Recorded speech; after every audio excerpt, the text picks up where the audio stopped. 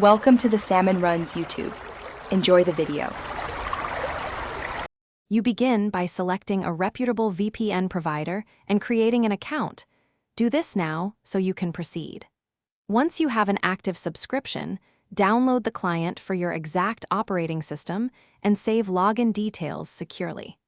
Make sure to enable multi-factor authentication if offered because it protects your account. Also verify the provider's encryption and no logs policy, so you understand why the service protects your traffic and privacy as you move into configuration. You install the client and grant any necessary permissions. Accept updates immediately to avoid security bugs. Next, choose a protocol, WireGuard for speed, OpenVPN for compatibility, and enable the kill switch and DNS leak protection so connections won't leak if the VPN drops.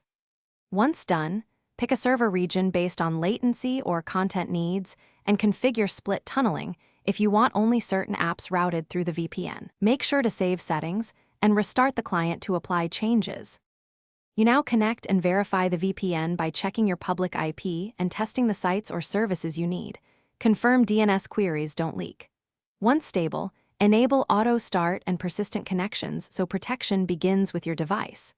If you encounter problems, try switching protocol or server, toggle the kill switch off then on, and restart the app or network adapter to reset the tunnel.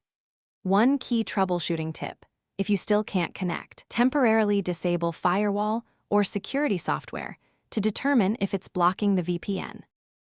Thanks for watching. Consider subscribing if we helped you.